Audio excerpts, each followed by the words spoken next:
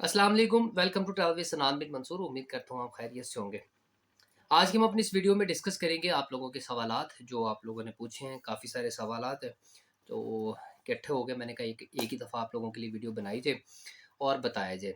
उससे पहले हमेशा की तरह आप लोग अगर हमारे चैनल पे न्यू हैं तो सब्सक्राइब करना बिल्कुल ना भूलिए। थोड़ा सा टाइम लग रहा है वीडियोस बनाने में, उसकी वजह ये है कुछ मसरूफियात हैं, तो इसलिए टाइम भी थोड़ा सा लग रहा है। एनी हाउ, हमारे चैनल को सब्सक्राइब कर दीजिए और हमारे फेसबुक पेज को भी फॉलो कर लीजिए और हमारा व्हाट्सएप चैनल है उसे भी फॉलो कर लीजिए।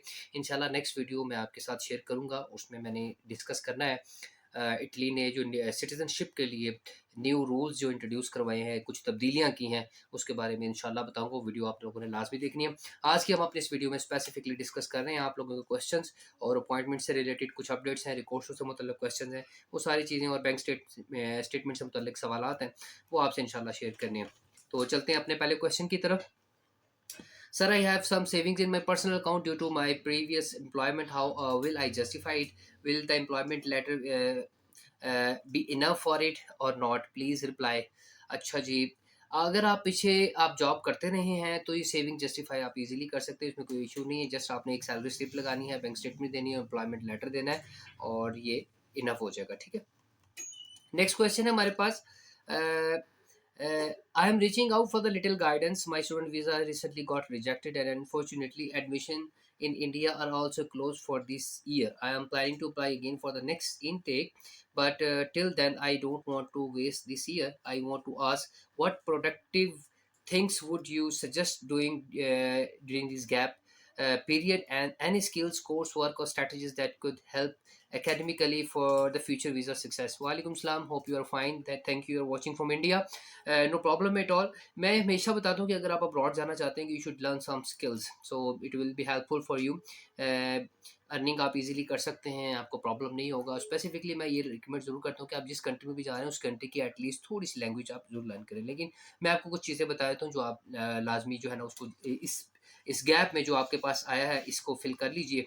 उसमें सबसे पहले आप कुछ डिजिटल स्किल सीख लीजिए, जैसे एक्सेल है, डाटा एनालिसिस है, ग्राफिक डिज़ाइन है और वेब है, बेसिक्स। ठीक है, इसमें इसके अलावा आपकी जो फ़ील्ड है, उसकी कोई इंटर्नशिप 1-2 इंटर्नशिप कर लीजिए, वो आपके लिए बहुत ज़्यादा फ़ायदेमंद हो जाएगी। एंड नेक्स्ट शॉर्ट कोर्सेज़ कर लीजिए, जैसे एडेक्स है, गूगल सर्टिफ़िकेट्स है, और ये आपके एकेडमिक गैप को फ़िल करने में बड़ा इम्पोर्टेंट हो जाएगा। ठीक है?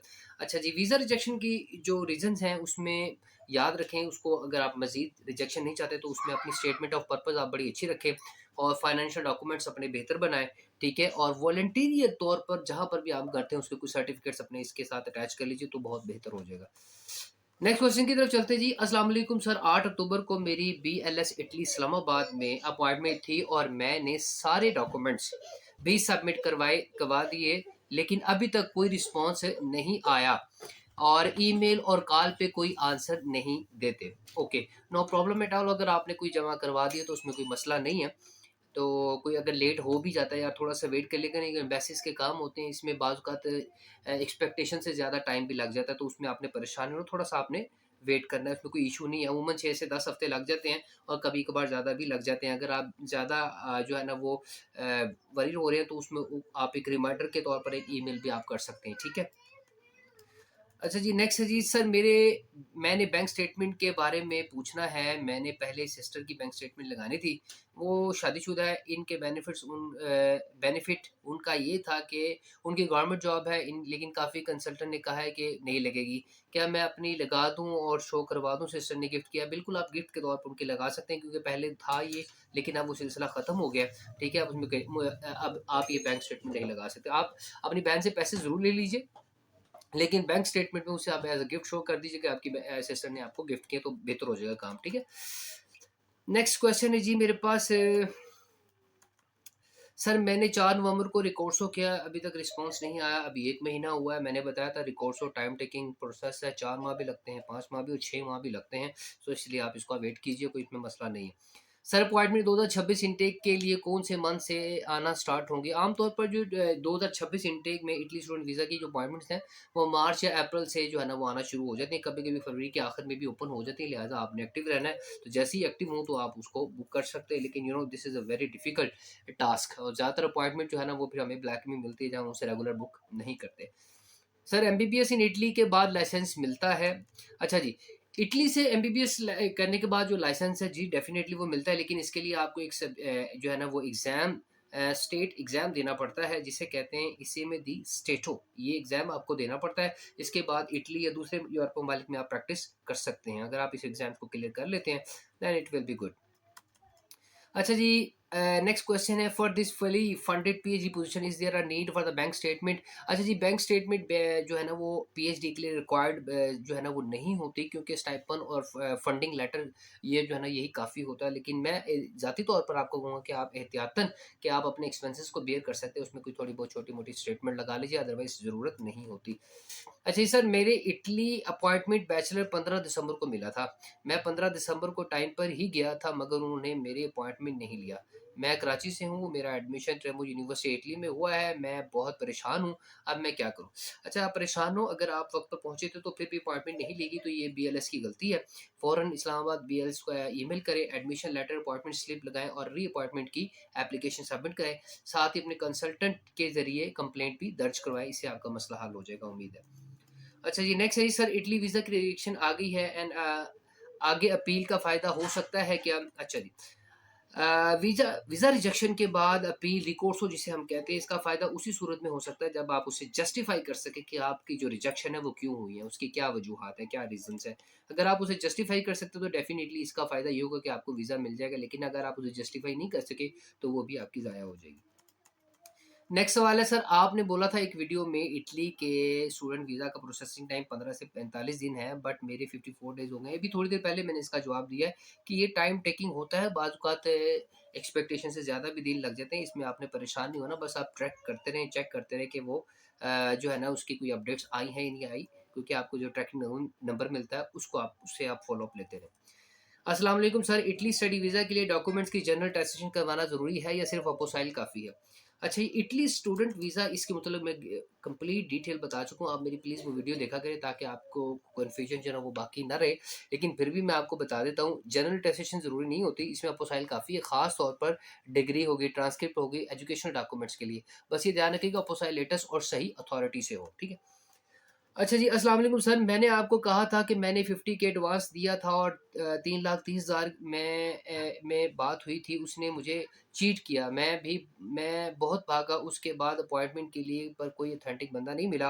अब इस इनटेक में दोबारा अप्लाई करूँगा और अभी भी लोगों से आने वाले इनटेक अपॉइंटमेंट के लिए बात कर रहा हूँ। तो इस बार सिर्फ़ कुछ हेल्प कर दें, कोई बंदा बता दें जो ऑथेंटिक और अपॉइंटमेंट जो है ना वो लेके दे सकता है। देखिए जी, इसमें मैं आपकी बेटा क्या हेल्प कर सकता हूँ, मैं इसमें सिर्फ़ आपको सजेस्ट कर सकता हूँ कि आप जो भी बंदा लें, जो भी पर्सन हो वो ऑथेंटिक हो। ऑथेंटिक अब कैसे हो सकता है, मैंने उसके 2 तरीके बताए थे।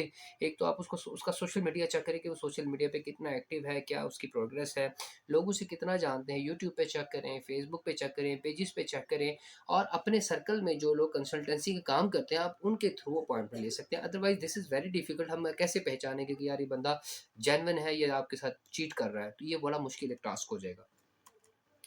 अच्छा जी, नेक्स्ट है जी, अगर एजुकेशन लोन लूँ बैंक से तो क्या 6 मंथ बैंक स्टेटमेंट दिखाना होगी या नहीं? एजुकेशन लोन बैंक से लूँ तो कैसे दिखाई, या वीज़ा रिजेक्ट तो नहीं होगा? देखिए जी, जब आप एजुकेशन लोन ले रहे हैं ना, तो उसमें जो है ना वो प्रॉब्लम हो सकती है, क्योंकि बैंक स्टेटमेंट बेसिकली क्या है? बैंक स्टेटमेंट बेसिकली ये है कि आप इतने फंड्स हैं आपके पास कि आप जो है ना अपने उसको अपनी एजुकेशन को खुद को सपोर्ट कर सकते हैं इटली में, जब तक आप रहेंगे, ठीक है? या जब तक आप रहना चाहते हैं, ठीक है? तो ये बेसिकली बैंक स्टेटमेंट है। लेकिन अगर आप लोन लेके कर रहे हैं तो मुझे बताएँ, आप उसको किस तरीके से जस्टिफ़ाई करेंगे कि आप जो है ना उसे रीपे करेंगे? ये सारी चीज़ें बड़ी मैटर करती हैं। लेकिन फिर भी bank loan section letter original आपको लगाना होगा, फिर ठीक है?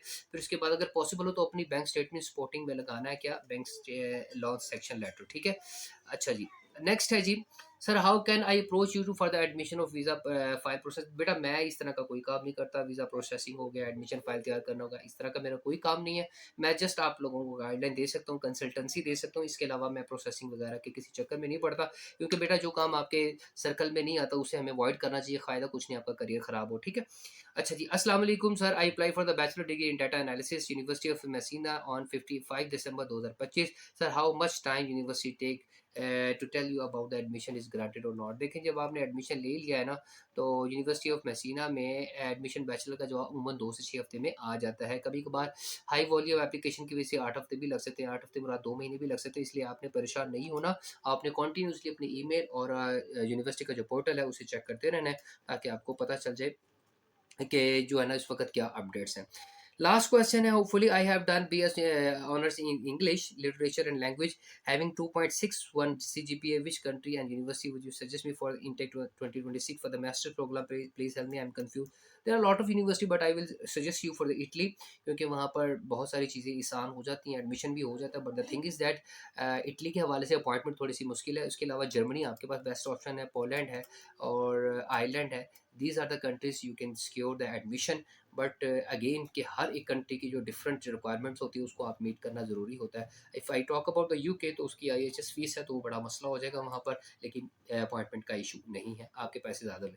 लेकिन अगर आप पोलैंड, ज़िक्र रिपब्लिक और हंगरी की बात करें, यहाँ पर आपको अपॉइंटमेंट मिल जाएगी, एडमिशन भी हो जाएगा, ठीक है। लेकिन कुछ चीज़ें ऐसी हैं जैसे बैंक स्टेटमेंट हो गई, ये चीज़ें फिर आपको एक्सप्लेन करनी पड़ेगी।